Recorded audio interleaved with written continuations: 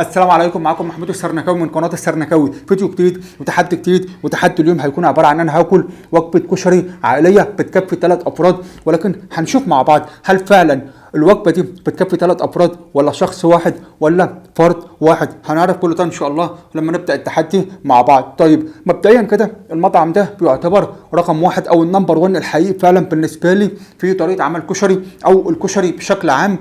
وطبعا الشعب المصري كله بيحب يجيب من المطعم ده، وبنفس الوقت بيدعوا على كل العاملين فيه وبما فيهم مدير المكان او صاحب المكان او المسؤول عن كل الفروع دي، بسبب ان هم شهروا شخص كلنا في البداية كنا متعاطفين معاه جدا، ولكن مع الوقت الشخص ده بدأ يوبخ، بدأ يبقى مستفز كده، بدأ يعني ما يبقاش فيه قبول من ناحيتنا ليه هو. وانا طبعا هعرفكم مين هو الشخص ده، ولكن وانا ببدا التحدي عشان ايه نعرف نسلي بعض. وخليني اقول لكم ايه هو المطعم ده. المطعم ده اسمه كشري التحرير. كشري التحرير ده بالنسبه لي هقولها تاني نمبر 1 في الكشري، ولا بنبدا التحدي ودلوقتي يا حبايب قلبي زي ما انتم شايفين انا قدامي طبق الكشري اللي من المفترض ان هو هيكفي 3 افراد، ولكن هنشوف مع بعض هنوصل لفين بشخص واحد بس او فرد واحد بس، بالاضافه لطبعا الصلصه والتقليه بقى والدقه والشطه والحبشغانات دي كلها، عشان هم معتقدين ان فعلا 3 افراد هياكلوا في طبق واحد وما يعرفوش ان هو شخص واحد بس. وان شاء الله اكون عند حسن ظن كل واحد فيكم، بالاضافه طبعا البيبسي عشان اعرف ابلع، بالاضافه للميه عشان لو لا سمح الله حصل حاجه، الشيبسي ده طبعا عشان بس يعني يفتح نفسي كده مع الشطه يعني تمام. ودلوقتي بقى هنفتح كل حاجه مع بعض واحده واحده، مش عايزين استعجال. وطبعا انا جبت المقص ده عشان افتح كل حاجه، عشان ما ينفعش افتحها بسناني. يلا تابعوني بقى.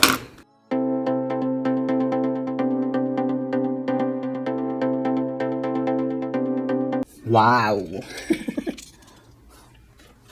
ندخل على الكيس التاني.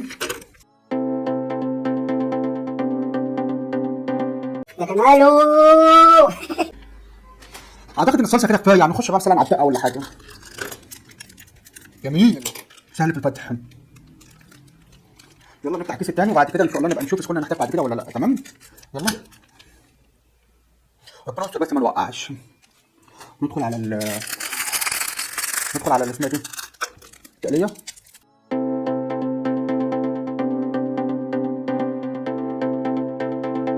والشطه. بس بقى الشطه سبحان الله يعني الحاجه الوحيده اللي هم مسهلينها في الفتح شويه عشان ممكن تنفخ في وشي ولا حاجه. يلا بسم الله هنبدا مع بعض، بس افتح البيبسي الاول عشان ابقى مستعد على طول للشرب. تمام، نجيب بس منديل كده عشان الشطه على ايدي. يلا بسم الله.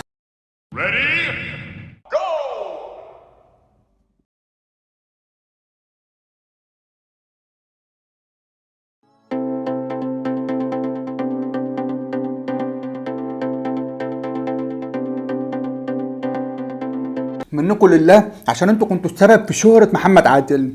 وطبعا يا جماعه محمد عادل ده هو عامل النظافه.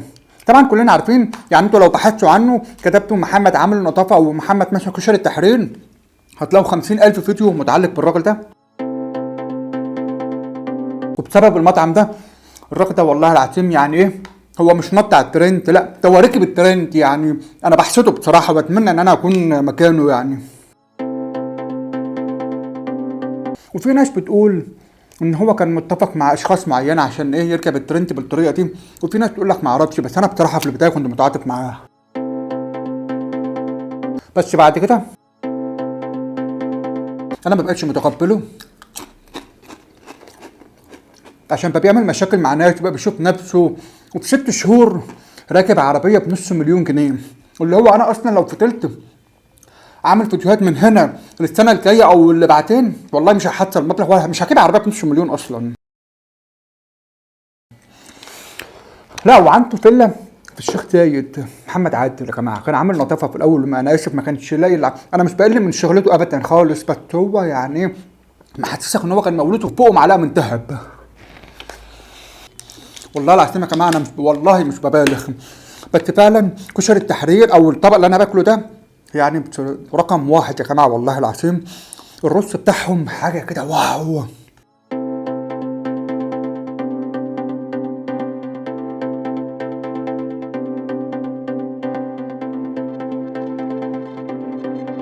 وكان في فيديو تاني موجود على قناتي كنت عامله مع نفسي بتكلم فيه عن اغرب 3 اكلات مصريه.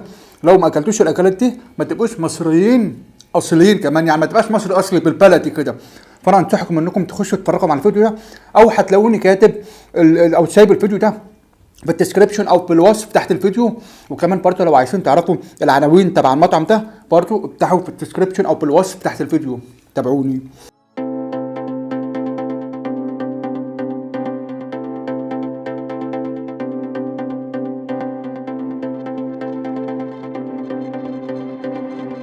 محمد عادل عامل النظافه بيركب عربيه بنص مليون جنيه وعنده فيلا في الشيخ زايد، وفي ناس بتقول الخبر ده مش صحيح، يعني ان هو بيبقى ايه واخدهم من حد عشان يعمل شو يعني ويفضل راكب الترند اطول فتره ممكنه. بس وربنا ما حاسبها لك يا محمد عادل، اصبر عليها بس.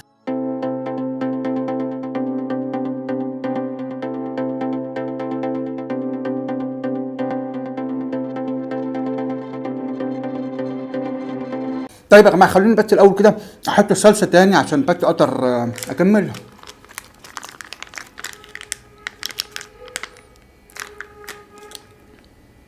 انا اسف يا جماعه ده كان خباء مني، يعني شوفوا انا كنت محضر المقص عشان الاساس ايه ان انا افتحهم تاني، بس هو في الحقيقه يا جماعه ده طلع خباء مني يعني و...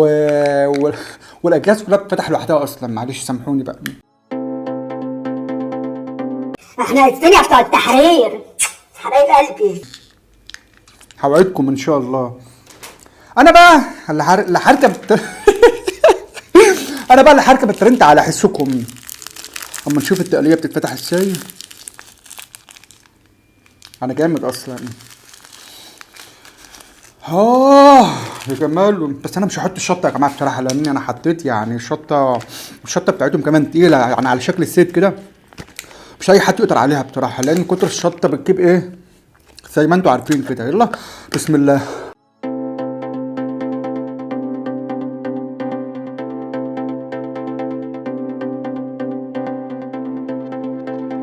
والمصيبه ان هو يعني بيقل ادبه على الناس. مش اللي هو اسمه محمد عادل ده وعامل النظافه عن ايا كان، انه ما فيش حد زيه، هو انا اللي بنيت نفسي بنفسي وما حدش ساعدني، وكشري التحرير ده مش عارف ايه ويوم ما عملوا افتتاح جديد هو راح معاهم واتسلم معاهم واتصور معاهم، يعني تحسوا ان الموضوع كله متفبرك عموما يعني. فيا ريت يا جماعه والنبي اللي عنده تفسير عن اللي بيحصل ده يا ريت يعلق كومنت تحت او في التعليقات يعني. وعلى فكره المطعم ده عندهم تقريبا مش عارف تقريبا في طبقين كمان، وجبه بتكفي 8 افراد ووجبه تانية بتكفي 5 افراد. فانا بصراحه ما حبيتش ان انا اكون مفتري على نفسي برضو عشان ما يحصليش حاجه يعني، فقلت هنبدا الاول ب3 افراد، هنشوف فعلا هل الوجبه دي اللي قدامي او في ايديا دي بتكفي 3 افراد فعلا ولا لا. بس ان شاء الله باذن الله انا اعتقد انها يعني هكون بكفي شخص واحد، بس اهم حاجه الشخص ده يكون مش واكل من الصبح، يبقى على صيام مثلا ولا حاجه.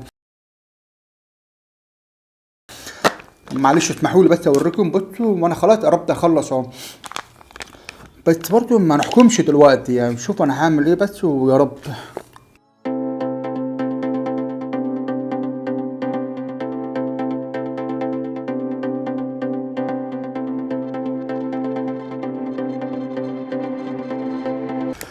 وعلى فكره يا جماعه انا كمحمود وعاوز افهم كلمه انا يعني دايما متعود في اي اكله او في اي وجبه ايا كانت بقى كبيره صغيره مش فارقه معايا يعني، بس ايه بحب اقسم الاكل كده عشان احس ان انا فعلا بخلص يعني الاكل ده.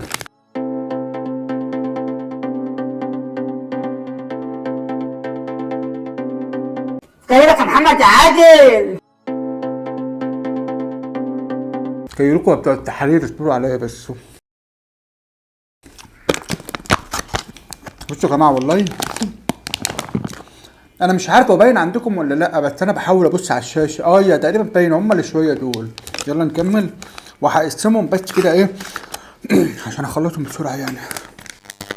يا رب قويني على الشر.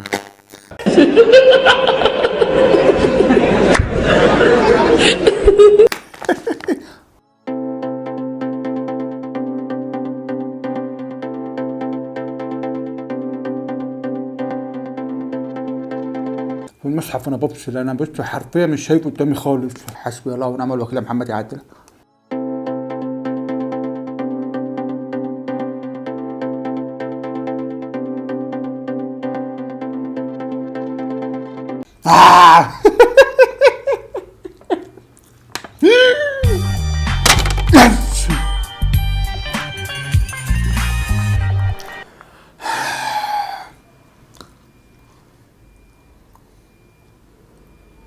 بص بقى بتوع التحرير، انا مش عايزكم تتعاندوا معايا ولا تقفوا قدامي ولا تنافسوني. عارفين ليه؟ عشان انا جامد قوي يعني.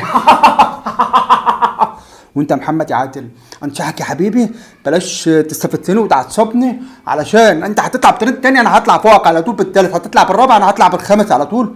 وانا بحذرك اهو، لو شفت فيديو ليك مستفز مش هسيبك يا محمد يا عادل. وانتوا بتوع التحرير هتفضلوا في قلبي برغم ان انتوا عصبتوني وحرقتوا دمي وعليتوا طاقتي، بس والله هفضل اعتز بيكم وان انتوا هتبقوا رقم واحد بالنسبه لي او النمبر 1 فعلا في الكشري. وانتوا بقى يا مشاهديني الاعزاء يا حبايب قلبي، لو كنتوا لسه بتتفرجوا عليا لحد دلوقتي فانا بجد بشكركم من قلبي، من قلبي ومن جوه قلبي كمان على صبركم ودعمكم ليا. ويا ريت بقى مش هوصيكم على انكم تعملوا اللايك الحلو بتاعكم، تعملوا سبسكرايب وتفعلوا الجرس عشان توصل لكم كل الفيديوهات الجديده اللي بتنزل على قناتي واللي كمان هنزلها الفترات الجايه. ولو كان عندكم فكره تحدي او فكره مقلب فيلم كده حابين تشوفوا انا اللي هعمله او اعمله مع اصحابي برضو، يعني اتشرف بالتعليقات بتاعتكم في الكومنتس تحت الفيديو.